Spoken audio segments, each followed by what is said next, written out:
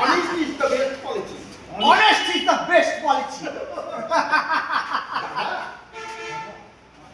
দাদা জানিস তো? বাবা একদিন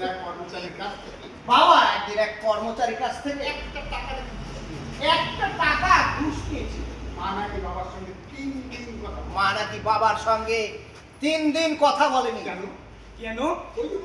ওই যে বললাম মায়ের মাথায় অনিষ্টের ভূত চেপেছে। মায়ের মাথায় অনিষ্টের ভূত চেপেছিল। সবভাবে জীবনযাপন সৎভাবে জীবন যাপন, নইলে গোমস্তাগিরি করে নইলে এই গোরস্তাগিরি করে কত লোক জমিদারি কিনে ফেলি। কত লোক জমিদারি কিনে ফেলল। আর আমার পিতা ঠাকুর যে তিমিরে সেই তিমিরেই রয়েছে।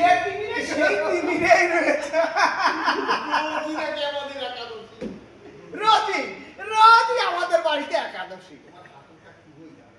তোমার হাতে কি ওটা কি বই দাদা? বই নয় রে, বই নয় রে, ওটা বই নয়, ওটা বই নয়।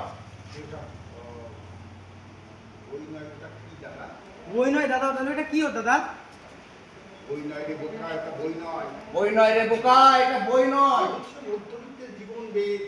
এটা হচ্ছে মধ্যবিত্তের জীবন বেদ। এক মুঠো লাগছে, এক মুঠো অন্ন চাই। এক মুঠো অন্ন চাই। ভোগাস ভোগাস, অল ইডিয়েট। All idiot. বই বই এক মুঠো অন্ন। এক মুঠো অন্ন চাই। বইটা আমার বইটা পড়েছো দাদা? বইটা পড়েছো দাদা? হ্যাঁ পড়েছি। যত সব শয়তান দুচ্চরিত যত সব শয়তান জোচ্চরিত হ্যান্ডিক সজ্জায় শুয়ে বিজেলি আলোর তলায় পাখান তলায় বসে এসি রুমে শুয়ে ফ্যানের নিচে চাষি মজুরের দুঃখের কাহিনী। চাষি মজুরের দুঃখের কাহিনী লিখেছে। দাদা দাদা ওরা কি করে বুঝবে গরিবের ব্যথা? ওরা কি করে বুঝবে গরিবের ব্যথা? বাস্তব অভিজ্ঞতা কোথায়? ওদের বাস্তব অভিজ্ঞতা কোথায়?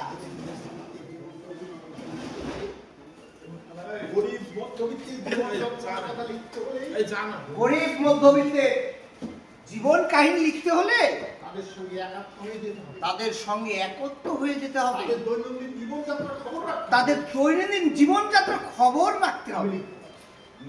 আমি লিখবো। আমি লিখবো। হ্যাঁ নতুন যুগের নিরিখে লিখবো। নতুন যুগের নিরিখে লিখবো। এক মুঠো অন্ন চাই। এ যুগের এক মুঠো অন্ন চাই। এক মুঠো অন্ন চাই। কে দেবে? কে দেবে আমাকে এক মুঠো অন্ন? কে দেবে? একবারে বলতে হবে। এক মুঠো অন্ন চাই। এক মুঠো অন্ন চাই? কে দেবে? কি দেবে? কে দেবে আমাকে? কি দেবে এক মুঠো অন্ন আমাকে?